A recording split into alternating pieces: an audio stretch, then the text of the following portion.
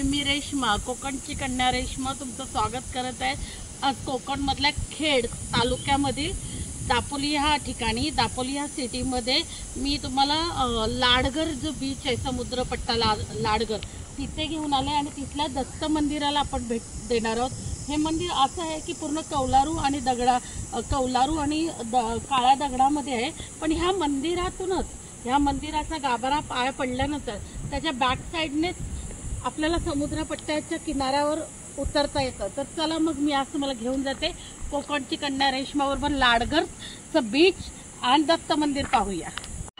दापोली पण एक तालुका आहे आणि ह्या तालुक्यामध्ये लाडगर गावामध्ये आपण हे दत्त मंदिर पाहत आहोत। हे दत्त मंदिराच्या बरोबर समोर खूप मोठं मैदान आहे। ही दीपस्तंभ आहे, किती सुंदर दीपस्तंभ आहे बघा मंदिरासमोर।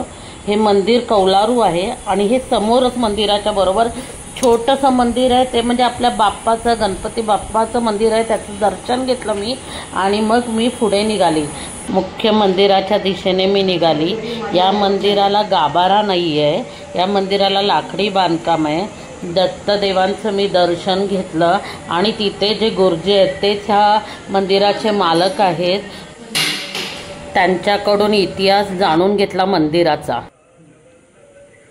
हे लाडगर गाव आणि हे जे मंदिर आहे, दत्त मंदिरात तुम्ही पाहता ते 1768ला माझ्या पंजोबाने, पांडुरंग संभाजी मोरे आणि भाऊ संभाजी मोरे हे दोन पंजोबा, त्यांनी या दत्त महाराजांनी प्राणप्रतिष्ठा केली। आणि हे दत्त देवस्थान स्वयंवर या मंदिराच्या झाड हे पिंपळाचं झाड आहे, त्याला आता औदुंबर म्हणतात।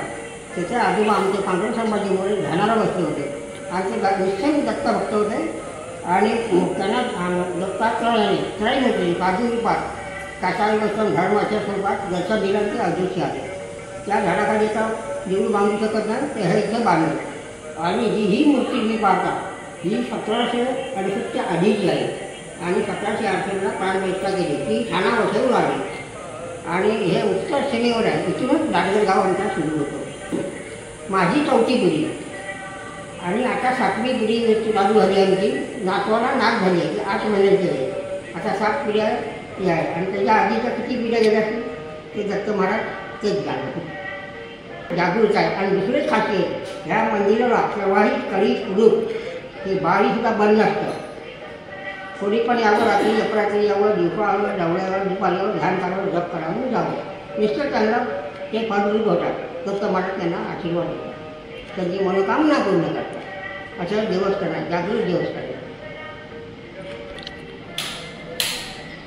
खूप सुंदर ही लाकडाची चौकट आहे आणि ह्या लाकडाच्या चौकटीमध्ये दत्तांचं मंदिर आहे। खूप छान वाटते बघण्यासाठी आणि खूप जुनी पद्धत आहे। बरोबर त्या मंदिरासमोरूनच बीचला उतरायला रस्ता आहे। सेम अशी पायवाट तुम्हाला मंदिराच्या बॅक साईडने दिसेल, कोबा केलेला आहे त्याच्यामुळे, आणि पायऱ्या छोट्या छोट्या स्टेप्स बीचपर्यंत उतरवायला बनवलेल्या आहेत, त्याच्यामुळे तुम्ही आरामात उतरू शकता ह्या पायऱ्यांनी, काही रिस्क नाही आहे। परंतु लाडगर बीचला जमीन कमी आहे, समुद्रपट्ट्याला लागून पूर्ण कातळ आहे, त्याच्यामुळे येताना थोडंसं सांभाळूनच बीचवर जा, कारण कातळाचा अंदाज घेता येत नाही, त्याच्यामुळे लाटांचा अंदाज घेता येत नाही। काळ्या कातळातून अचानक पाणी वरती येतं, त्याच्यामुळे जर लाडगर बीचला तुम्ही जाणार असाल तर तुम्ही सावधानतेने बीचवर खाली उतरा, कारण पाण्याचा अजिबात अंदाज घेता येत नाही। खूप कमी ठिकाणी जमीन आहे ह्याच्यामध्ये। बीच खूप सुंदर आहे, बघण्यासारखं आहे आणि खूपच छान आहे। हे जे डोंगर दाखवते हेच ते मंदिर आहे, आम्ही ते उतरून खाली आलेलो आहोत। रेश्मा, कोकणची कन्या रेश्मा तुमचं स्वागत करत आहे। आज मी तुम्हाला पुन्हा पुढे घेऊन आलेली आहे, दापोलीला कर्दे गावामध्ये कर्दे समुद्रपट्टा दाखवणार आहे। कर्दे समुद्र किनारा आपण बघणार आहोत, तर माझ्याबरोबर चला कर्देचा समुद्र किनारा बघण्यासाठी। कर्दे समुद्रपट्टा हा पूर्णपणे क्लीन जरी असला तरी सपाट आहे आणि इथं रिस्क नाही आहे, खूप शांत आहे आणि इथेही फिरण्यासाठी खूप योग्य जागा आहे। तुम्ही हाही बीचवर विजिट देऊ शकता।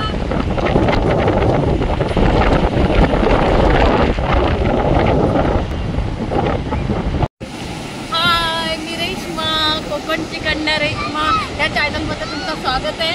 आणि दापोलीमध्ये पुढचा बीच दाखवत आहे तो म्हणजे मुरुड बीच आहे। मुलांना घेऊन येऊ शकता। या बीचवरती लहान मुलांना खेळण्यासाठी खूप छान आहे, बीच क्लीन आहे, पाणी खूप क्लीन आहे एकदम। ह्या बीचवर भरपूर लहान लहान मुलांसाठी गाड्या खेळण्यासाठी खेळण्याची भरपूर सोय आहे, खाण्याची पण सोय आहे, तुम्ही वेगवेगळे पदार्थ खाऊ शकता। या बीचवर फॅमिलीला आणून एन्जॉय करण्यासारखं आहे मुरुड बीचवर, त्याच्यामुळे तुम्ही फॅमिलीला आणा ह्या बीचवर, मुरुडला दापोलीला आणि एन्जॉय करा। चला मी तुम्हाला आता मुरुड बीच पूर्ण दाखवते।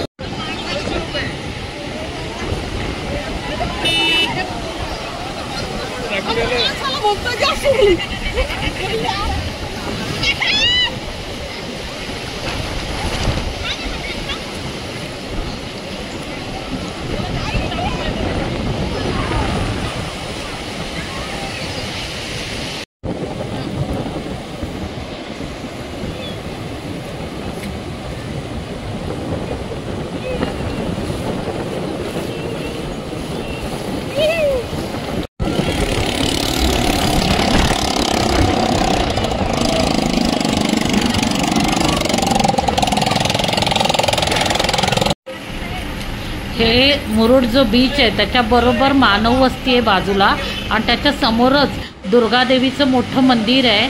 मंदिरात खूप शांतता आहे आणि मंदिर खूप पुराणं आहे दुर्गादेवीचं, आणि या मंदिराला मग आम्ही भेट दिली, तुम्हाला मी दाखवते। खूप शांतता आहे आणि ह्याचे दरवाजे ओपनच असतात, तुम्ही डायरेक्ट जाऊन देवाचं दर्शन घेऊ शकता। या मंदिराचा एक मोठा व्हिडिओ मी करणार आहे, तो तुम्ही नक्की पहा। या मंदिराला ऐतिहासिक आणि पौराणिक हे दोन्हीही वारसा लाभलेला आहे या मंदिराला। या मंदिरामध्ये नवरात्रीच्या दिवशी देवीचे अनेक रूप साजरे केले जातात। 9 दिवस नवरात्र खूप मोठ्या प्रमाणात सेलिब्रेट केली जाते या मंदिरामध्ये। मी देवीचं दर्शन घेतलं। हाय, मी कोकणची कन्या रेश्मा। मी तुम्हाला आता पुढे दापोलीला हरणे बीचला घेऊन आले। हरणे बीच हे एक बंदरही आहे मोठं, आणि हरणे बीचला मच्छीचा लिलाव होतो, तर आज तुम्हाला मी मच्छीचा लिलावही दाखवणार आहे। संध्याकाळी 4-4:30 नंतर मच्छीचा लिलाव होतो। सगळं फिशिंगचा एरिया आहे मच्छीचा। आमच्या एरियात सगळे मच्छीमार मच्छी घेऊन येतात। आता होडा हे बघा दिसतात, होडा किनाऱ्यावर यायला सुरुवात झालेली आहे, तर आपण हरणे बीच बघूया। चला, आणि हरणे बंदरही बघूया।